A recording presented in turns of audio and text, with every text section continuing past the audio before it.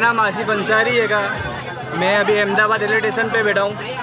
Gorakhpur express जो है कि 19409 वहाँ पर एक होमगार्ड वाले ने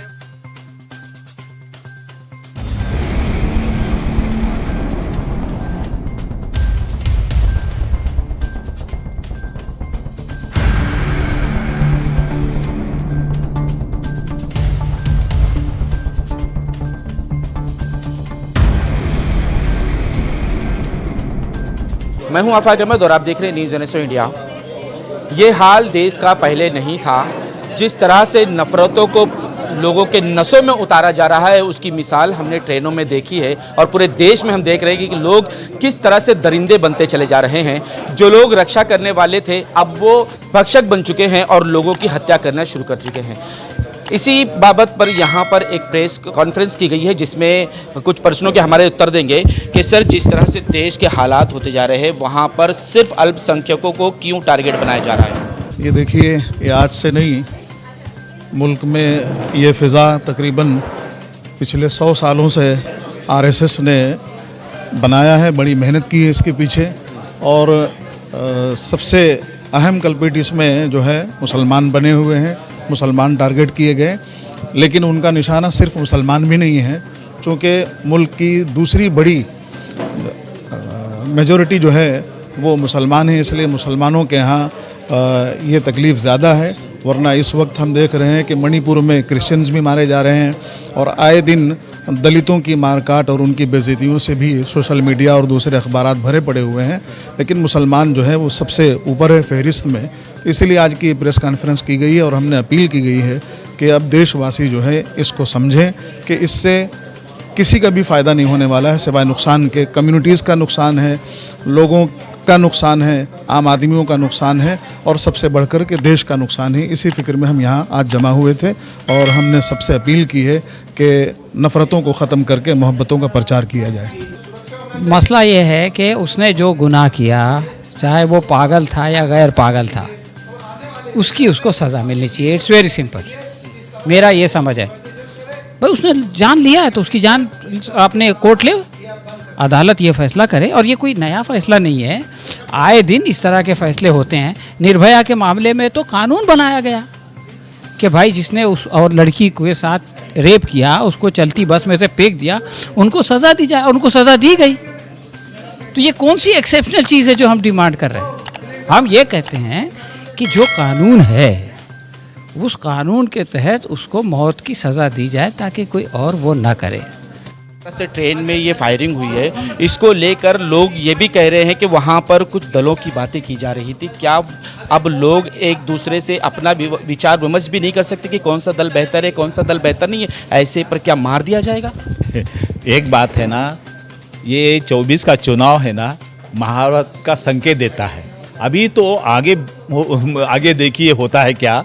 तो हमें सबको सजग होना चाहिए। ये कुछ भी हो सकता है, कुछ भी कराया जा सकता है, लेकिन हमें है ना मानवीय संवेदना के रूप में इनको हर स्तर पर, जैसे वो साम दाम दंड भेद नीति अपनाते हैं, हमें भी साम दाम दंड भेद नीति अपनानी चाहिए। कई लोग ये हमसे कह रहे हैं कि अब ट्रेनों में सफ़र करना डर लगने लगा है, क्योंकि ट्रेनों में, लोकल ट्रेनों में भी महिलाएं भी जाती हैं, नकाब वाली औरतें भी जाते हैं। कब कोई सिपाही बंदूक लेकर, हथियार लेकर आकर उन पर हमला न कर दे, इस तरह से अब डर महसूस होने लग गया। जी, डर की बात तो है ही है। इसके अलावा नफ़रतों में हमने ये देखा कि मुस्लिम्स के पास एयर हो या ट्रेनें हों, लोग बैठना भी पसंद नहीं करते हैं। ये तजर्बा है हमारा। स्कूलों में बच्चों के यहाँ ये जहर फैलाया जा रहा है, लेकिन इसके बावजूद घबराने की कोई ज़रूरत नहीं है, डर की कोई बात नहीं है। आप जो है थोड़ी सी मेहनत करें और थोड़ा से आगे बढ़ कर के देश हित में जो है, देश ने कुर्बानी हमेशा मांगी है और कुर्बानी देने वालों में सबसे ऊपर मुसलमान रहा है। तो थोड़ा से सब्र और बर्दाश्त और क़ुव्वत के साथ में हम इंशाअल्लाह देश को आगे निकाल ले जाएंगे और ये नफ़रतें ख़त्म हो जाएंगी। दूसरा सवाल यही था कि आपने यहाँ से मंच से कहा है कि लोगों के दिलों से नफ़रत को दूर किया जाए, तो कैसे ये होगा? पूरे देश में बच्चों तक ये पॉइजन पहुँच चुका है और उसकी मिसाल हमने मणिपुर से लेकर आज क्या अब तक ट्रेनों में भी देख चुके हैं। इसके लिए तो ग्रास रूट से कोशिशें करनी पड़ेंगी, समाज के सारे लोगों को कोशिश करनी पड़ेगी, टीचर्स से लेकर के इंटेलेक्चुअल से, मीडिया से, सरकार के जो लोग हैं सारे लोग मिल कर के कोशिश करेंगे, तब जा कर के कामयाब। कल ही का मामला है कि हिजाब को लेकर जो है मुंबई में भी हंगामा हो गया। ये अगर इस तरह की कोशिशें शुरू की जाएगी तो इसका असर ज़ाहिर होगा, थोड़ा वक्त ज़रूर लगेगा, लेकिन अब वक्त आ गया है और हम सब लोग अगर मिल के कोशिश करेंगे तो इंशाल्लाह कामयाबी ज़रूर होगी। लॉ एंड ऑर्डर की बात कर रही है, लेकिन आज वही लॉ एंड ऑर्डर को मेंटेन करने वाला शख्स ही 4 लोगों का हत्यारा बनना निकला। जो जिनको लोगों की जान बचाने के लिए राइफल दी गई थी, उसी राइफल से लोगों की जान ली गई है। कैसे लोग अब कानून पर भरोसा करेंगे? देखिए, जहाँ पर एक ये चेतन सिंह हैं, बहुत सारे ऐसी कहानियाँ हैं, ऐसे स्टोरीज़ हैं जहाँ पर कानून व्यवस्था और आम नागरिक और IAS संजीव भट्ट भी तो हैं, ढाल बनकर खड़े हो गए। आप इन मुसलमानों के घर जलाना चाहते हैं, गिराना चाहते हैं, हमारी लाशों से निकलकर चलो। लेकिन बार-बार तो बहुत गलत तो हो रहा है। बार-बार जो है पुलिस पर ही क्यों आकर सुई रुकती है? अगर आप देख लें, दिल्ली की बात कर लें तो वहाँ महिलाओं के ऊपर जब वो अपने इंसाफ के लिए खड़े तो वहाँ पुलिस ही उनके ऊपर अत्याचार कर रही थी। मणिपुर में आ जाइए, उस महिलाओं को पुलिस ने ही भीड़ के हवाले किया है। यहाँ पर आ जाओ, पुलिस ही लोगों को मार रही है। तो ये तमाम चीज़ें पुलिस पर ही क्यों आकर रुकती है? देखिए, 2 चीज़ें हैं इसमें। एक तो पुलिस भी गवर्नमेंट सर्वेंट है, तो वो गवर्नमेंट के हाथ में नाचेगी खिलौना बनकर? नहीं, वही है, वो गवर्नमेंट के हाथ में नाचेगी नहीं, लेकिन उनको भी या डराया धमकाया जाता है या उनको भी वो मॉनिटरी इंसेंटिव जो बोलते हैं, पैसे दिए जाते हैं। पुलिस को डराया धमकाया था, पुलिस डर जाएगी तो इंसाफ मांगने लोग जाएंगे कहाँ?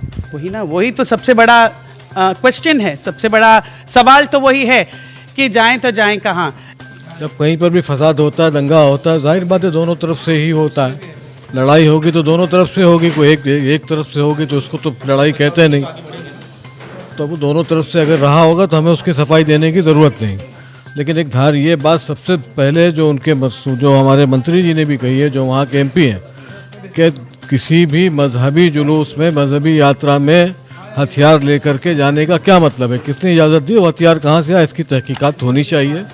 और ख़ास तौर पर जब मस्जिदों के सामने पहुँच करके इश्तिहाल अंगेज़ नारे, उत्तेजित करने वाले नारे, उकसाने वाले नारे लगाए जाएंगे तो उसका रिएक्शन होता है और हुआ होगा, उससे हम मना नहीं करते हैं। क्या आपको लगता नहीं कि ये राजनीतिक बयान है? क्योंकि अब आगे चलकर प्रधानमंत्री जी राखी बांधने की भी बात कह रहे हैं। अब वो आजकल इस देश में जो कुछ भी हो रहा है राजनीति को सामने रख करके हो रहा है।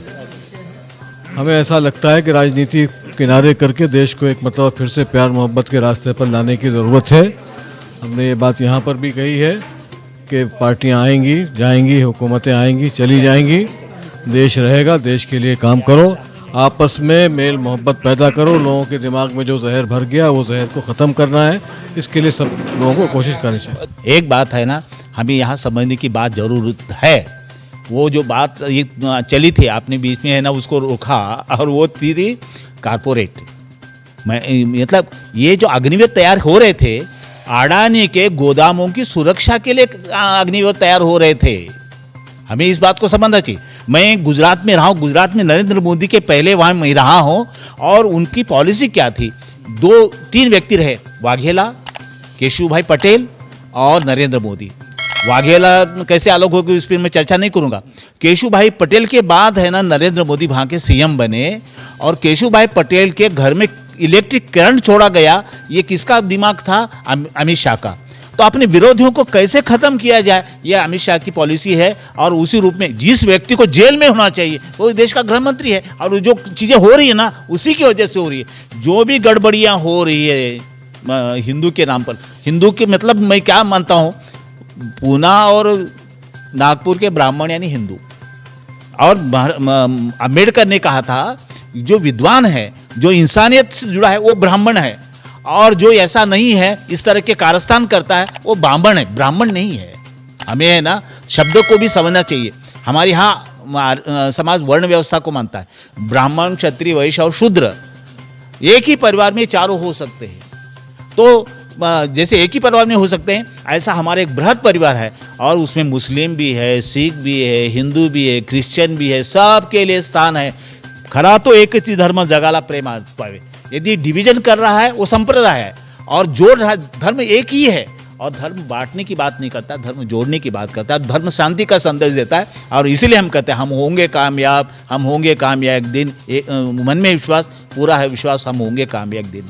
होगी शांति चारों ओर, होगी शांति चारों ओर, होगी शांति चारों ओर एक दिन। मन में है विश्वास, पूरा है विश्वास, होगी शांति चारों ओर एक दिन। ये नफरत ज़्यादा चलने वाली नहीं है। प्यार ही के रास्ते पर समुद्र में बाहर सांप उल्टा चलेगा, बिल में सीधा होके जाएगा। उस गॉड के सामने, अल्लाह के सामने, खुदा के सामने, भगवान के सामने, वाहिगुरु के सामने सीधा होकर के जाने वाले के स्कोप है। गलत वालों के लिए, आतंकवादियों के लिए वहाँ कोई स्कोप नहीं है। लेकिन देशवासियों को भी ये सोचना चाहिए कि जब तक हम एक होकर इस नफ़रत के बाज़ार को ख़त्म नहीं करेंगे, इस तरह की घटना होती रहेगी। और इन घटनाओं को रोकने के लिए आपको, मुझको, हम सबको आगे आना होगा और प्यार की भाषा बोलनी होगी, एक दूसरे के दिलों में प्यार पैदा करना होगा। आज तक के लिए इतना ही। देश विदेशी खबरों के लिए देखते रहें न्यूज़ NSO इंडिया।